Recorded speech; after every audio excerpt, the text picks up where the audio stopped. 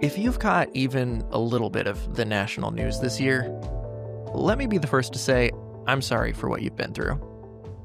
The kind of Christianity I often see as I scroll through my social media feeds can be really devastating, and I often find myself wondering how two people can read the same Bible and come to such different conclusions about what it says, especially when it comes to society and politics. We aren't the first people to wrestle with this. Since the very first days of this country, Christians in the United States have struggled to separate their national identity and all its cultural norms from the kind of faith and lifestyle that Jesus called us to. In the New Testament, we find a Jesus that drew people to him, especially people who had been beaten down and hurt by both their government and their religious leadership. We find a Jesus that put his love for people above all religious laws and traditions and even the laws of the land. It can be tough to reconcile our faith with our politics. And when Christians find themselves in positions of leadership, they'll always be faced with the question, how will my faith influence how I lead? Travis Stovall has served as the mayor of Gresham, Oregon since 2021 and made history as the first Black mayor of any major city in the Portland metro area and across the state of Oregon. As an involved member of his community and lifelong Christian, Mayor Stovall has had to navigate how he chooses to allow his faith to show up in how he leads the city of Gresham. And it might not be exactly how you think. We'll have him share those experiences himself as we explore all that and more in this episode of Bridges Over Walls. My mother actually became a Seventh-day Adventist right about the time I was born. And so from that point forward, I've actually been a part of the Adventist church in some way or another. There was a stint in kind of my late 20s, probably actually early 30s to mid 30s. Yeah. I was in Sabbath school one morning and I was listening to some of the responses. And to some degree, I thought they felt canned. I thought, I could literally answer the question almost exactly the way everybody else in the Sabbath school class was answering. And it was at that time I said, you know what? Do I really believe what I'm about to say in response to this question? Or is it something that I'm just regurgitating what I've always heard? Some of the biggest struggles that I had was the type of God that tended to be presented in a way that was more from a place of retribution, rather than a God of love. I mean, the book says God is love. So if God is love, how do we present a God that's fire and brimstone, that's eternal fire and burning? I could not, in that point in time, rationalize this God is love with some of the things that I was being taught, that were being presented to me. And so that caused a level of disillusionment. One of the other areas was the fact that I felt we tended to be more about exclusion rather than inclusion. I was actually visiting other communities, faith communities, and felt way more inclusive than I felt in sometimes my home church. You go in, you walk in, and they've got greeting crews of people who are literally there just welcoming you in. It's like, this is a little too much happy because this wasn't what I was I was used to. So I'd be like, okay, you need to tone that happiness and welcomeness down. I'm not quite sure that's real. Some of the challenges I saw just from a societal standpoint was this lack of inclusion of people that lived in our country. And I think that was something that I was struggling with personally, being a man of color. And some of those things were the very real things that drove me to say, wow, this is something that I probably need to do a deeper dive in personally and individually to understand really how I connect to, one, the community, and two, the faith itself. Yeah, and I can relate to that. Mid-early 20s, just became disillusioned with church stuff. I was looking across the parking lot and we were in the middle of low-income housing apartments. And I'm like, do anybody around here, do they know us? Are we in their lives? Are we doing anything worth doing as far as our community is concerned? And my answer was no. And so I'm like, why am I wasting my time just singing the same songs over and over, repeating the same phrases over and over, hearing the same sermon for the 100th time in the same way? I just think it's really important to focus on those moments of disconnect. We have a few guests this season where, we all come to different conclusions when we do disconnect. And some of us, that's a permanent decision or a long time decision.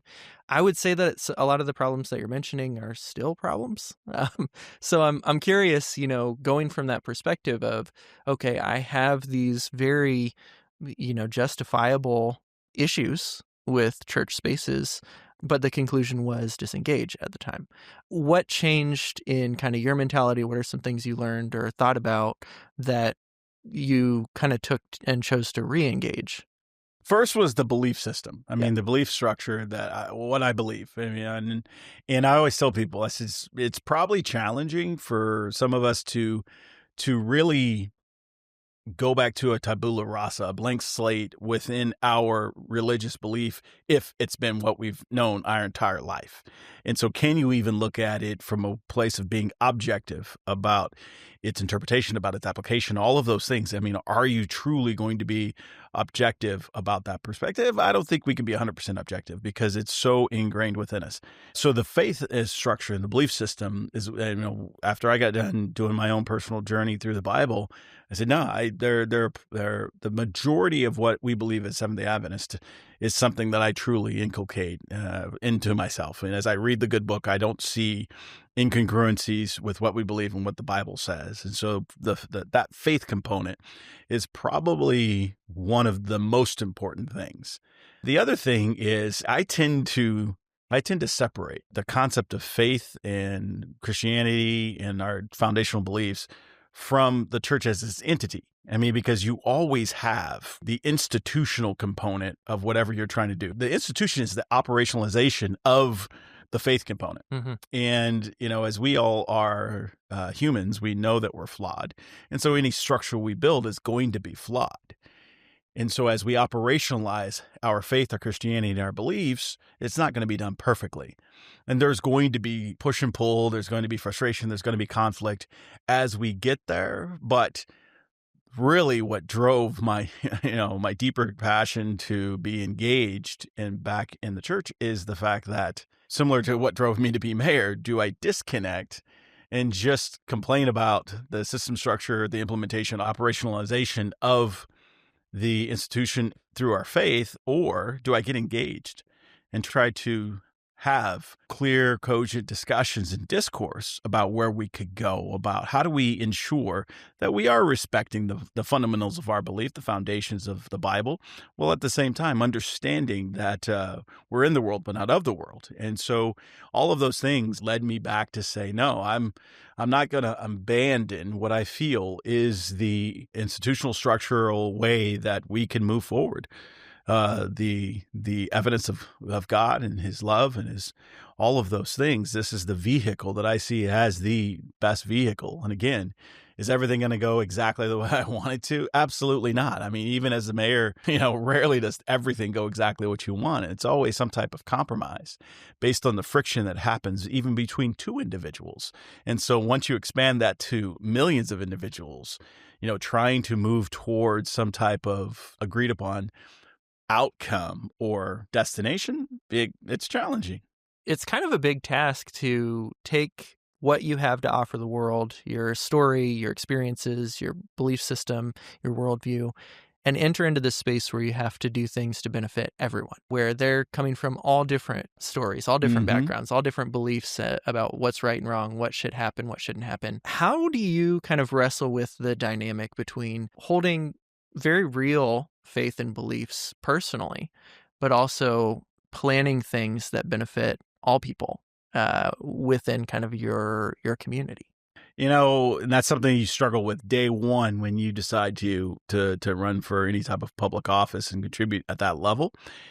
I think everybody approaches it differently. My preference is to approach it where I tell people this is something that you will have to struggle with if you enter into public service, is you have to struggle with this concept of, am I going to allow my religion to drive what I do as a community leader, or am I going to allow it to influence Mm. it? And I think those are very different perspectives and very, very different paths to community leadership. If it drives what you do, I think that becomes more challenging to be inclusive because, yeah, it's going to be a struggle to be able to move forward, understanding that there are a myriad of different beliefs. In Gresham, in some places in our city, we have upwards to about 80 to 85 different languages spoken.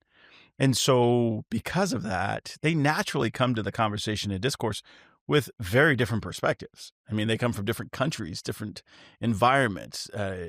All of these things are different. Then we put them all together and try to ask everybody to work together when they're so disparate.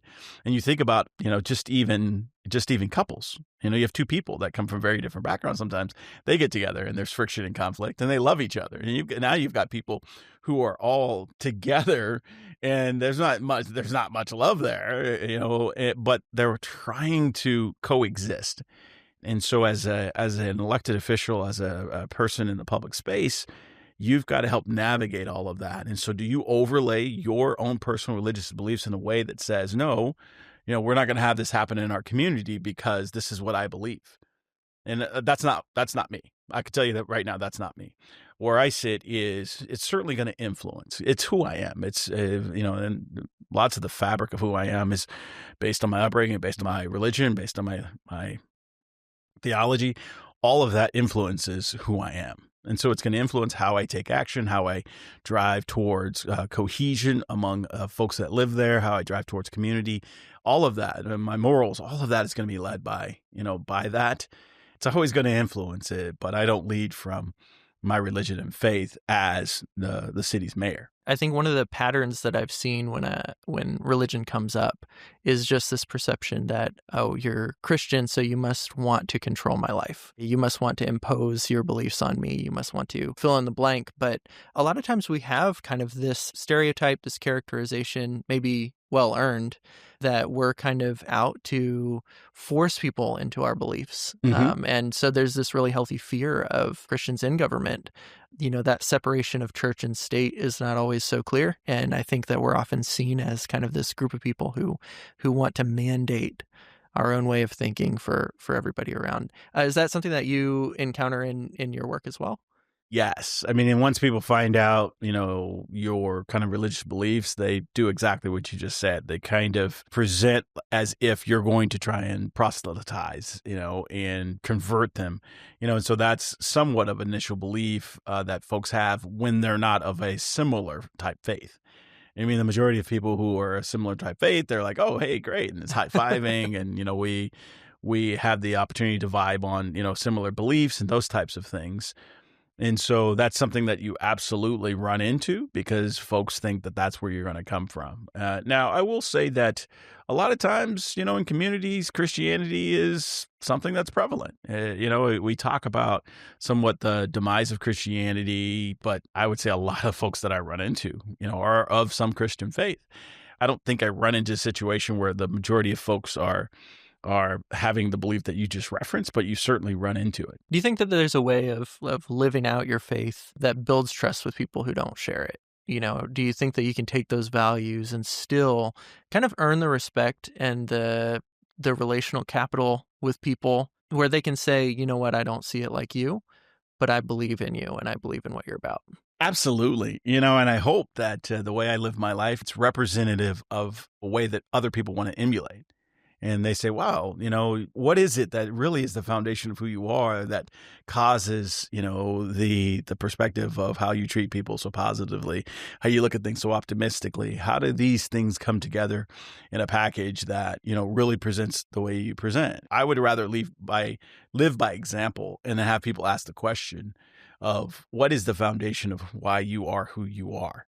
Yeah. But I want the representation of who I am to be the beacon that really causes people to ask the question, what is different about this individual? How are you presenting so differently than some of the other folks that we interact with? When you think about the world we live in and you think about the presentation sometimes of faith, it's like, okay, you can't do this, you don't do this, you can't do this, you can't do this.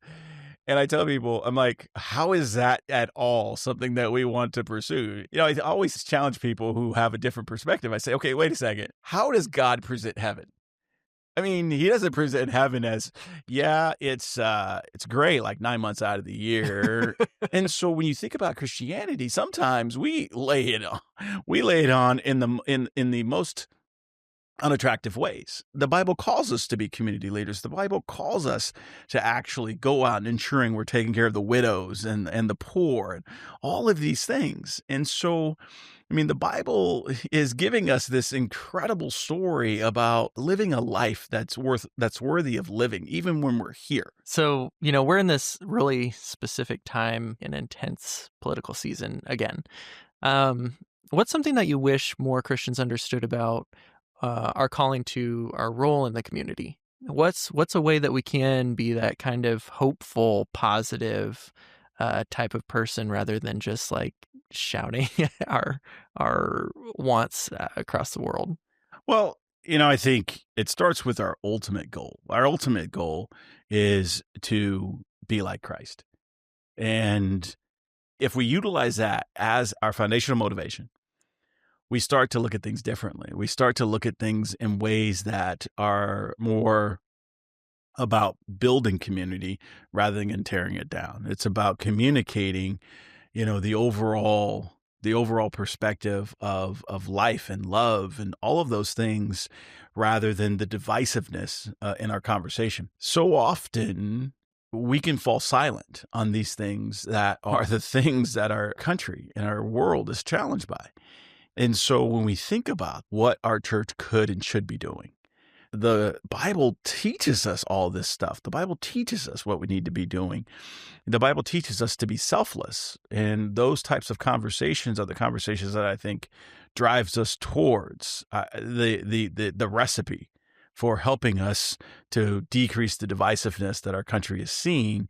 And we need to have that voice. We need to be a part of that conversation about how do we be more Christ-like and use that as the example to better be the voice of reason in some of the things that are going on within our country, to be that voice that begins to decrease some of the anxiety among the different factions. And I'm going to call them factions sometimes because there's real animosity, there's real frustration, there's real anger and somewhat hate between, some of the tips of the bell curve that I think we need to somewhat decrease.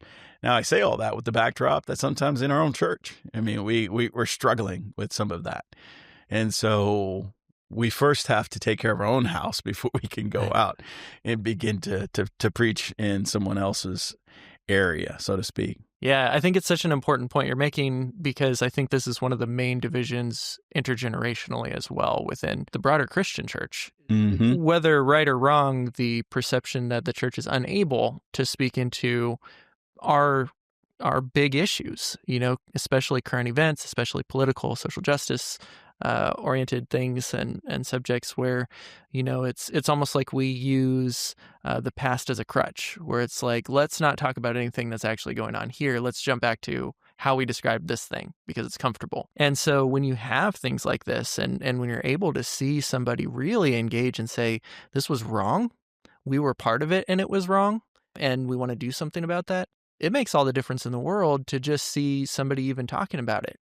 Because so often, as a person going into churches, especially if you're one of the few younger people in your area feeling this way, and then people are just either writing it off like that historical event didn't happen or that issue isn't true today, or, people will say things like racism doesn't exist anymore and things like that. Oh, yeah. And I hear that often. when you encounter that, it's so disheartening because it's like, how could I ever change your mind? And how can I be part of a place that has such different views of reality than I have? Even within the same religious umbrella, it could start to feel like we have completely different faiths. And I think if we're ever going to bridge that gap, you got to be able to talk about hard stuff. And Absolutely. You got to go in with this attitude of humility, like maybe I didn't directly do all these horrible things in the past, but I belong to a body of people who did. Looking back over all this, experience with religion, with government, just as a person living in this world, what do you think is the most prevalent wall that Christians tend to put up. How's it get there, and what can we do about it? Oh wow, that's a big one. The most prevalent wall, and to me, I've already hinted at it, and it's the thing that I constantly talk about, and it's the intolerance. Yeah. We build these walls of what we will and will not accept, and those walls begin to, and the very thing that God is wanting us to do, that Jesus preached about, is to be love and to love thy neighbor. I mean, that's the foundation of the New Testament. I mean, the moment that we begin to build the wall of intolerance is the moment that we begin to build animosity within us. And we now are taking away from this idea of love, this idea of loving your neighbor, this very idea of who Jesus and God say they are, to us is love. And we're building the walls of intolerance, which I think that's one of the biggest challenges that we have. And one of the biggest things that I'll tell you that when I returned from my own personal journey, I made the decision that I'm who I am. And yeah, you can be intolerant about some of the things I do, but at some point, I need to understand what are the things that are salvific and what are the things that are not salvific. And if I believe something is truly not salvific, I'm not gonna let that intolerance within the church body drive me away from the experience of community within the Christian and Seventh Adventist communities. But when you're struggling sometimes and you don't quite have the confidence that I was able to come back to the situation with, then it's going to be challenging. I think you're going to lose some of that faith, if not all of it, in that scenario. And I think the wall of intolerance is, I would say, probably 70 to 80% of my friends and colleagues who I grew up with who are no longer part of the Adventist church is because of the wall of intolerance, because they're like, yeah, I may not do things exactly, as the good book says. I still align myself with that, but I just don't want to be a part of the organized religion, traditional concept of church, because I don't feel like I can align with everything. And that wall of intolerance, I think, pushes many folks away, and it initially pushed me away, but it's the one thing that I came to grips with and said, okay, you're just going to have to be tolerant of what I bring, because this is me. I know I am flawed. I know I am a work in progress, but this is me. And so that's why I feel very comfortable, because I come to it with the notion that I am who I am. I do believe that, where I find the intersection of faith and Travis, I find a very comfortable position where I know I'm moving towards a better understanding relationship with Christ, and I'm willing to accept the who I am and not allow the intolerance to drive the wedge between myself and the community. So that's really the cool thing that I get to experience. But again, it's the wall of intolerance at the end of the day for me. That's my observation. Yeah. And for those of us who are, still choosing to actively participate in church and religious spaces, what does tolerance look like? I grew up in a nearly entirely white town, very conservative, blue-collar area, and I did not have a teacher that wasn't white until college. And so the way that I saw the world was very different from how I see now. But the first step for me was curiosity. I mean, replacing fear with curiosity, maybe more importantly, is identifying all those places where you start digging up, like, why am I uncomfortable right now? Why do I feel insecure right now? Why do I feel emotional and angry sometimes? And you start finding these fears and these gaps in your experience and saying, oh, I don't understand what's going on. I don't understand people around me. I have these kind of stories that have been told to me about everybody by people who look like me. And taking the time to really, in person, exposing yourself to other, people's stories especially, but also their perspectives, and being in a place where you'd be an invited person in their home can really change your perspective on things. And I think very often we're just taught to kind of cover up those deeper fears with kind of this facade of, I know what I'm talking about. I know about everybody around me. I have this better understanding of them than they have of themselves. Once you start digging through that and you say, I don't know, but I want to. I think that's, at least for people growing up in the experience I had, that's probably the step one I would recommend, is just stop thinking you know stuff and start trying to find out. For a final landing point, thinking of just our responsibility to our fellow person, regardless of their background. What's kind of a final piece of advice that you would leave people with? If I could encapsulate it in one word, it's respect. Absolutely respect. And because I try to respect everybody's thoughts and ideas, even if they differ from mine. I was having a conversation just a couple of days ago with somebody who I know is politically different than I am. And I enjoy those conversations, especially if, of course, I'm qualifying it now, especially if, they come at it from a perspective of it being just a really good argument. I love those conversations because I don't want to exist in that echo chamber of just, listening to all the things of my current beliefs. I really want to take on the different perspectives. And I think respecting others, regardless of what their perceived position is in life, regardless of what you may or may not think of them, how they're dressed, how they present, all of those things really has nothing to do with whether or not you can respect this individual, because who they are is a accumulation of their life, their lived experience, how they're hardwired, all of those things.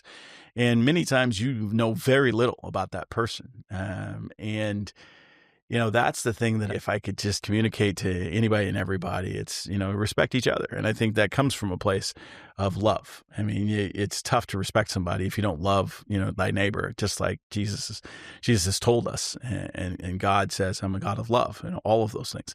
So it's all about respect. And I respect, everybody I bump into. I'll bump into somebody in the grocery store. They'll be like, aren't you the mayor? And my favorite thing is like, yes, I am. And then they always apologize. They're like, I don't want to bring this up, and I stop them right there, every single one. I'm like, okay, here's the deal. When's the next time you're going to see the mayor of the city you live in? They're like, probably never. I'm like, exactly. So go ahead and take the opportunity to share whatever you need to share at this point in time, because otherwise you may not get the opportunity. They're like, oh, thank you. And so, and I respect that. And that comes out of respect. Otherwise, I'd be like, don't bother me here. And so it's super cool when you respect just anybody and everybody and have the opportunity to have that discourse. That's what I truly believe adds to the richness of the fabric of our community. And at the end of the day, it's so much fun.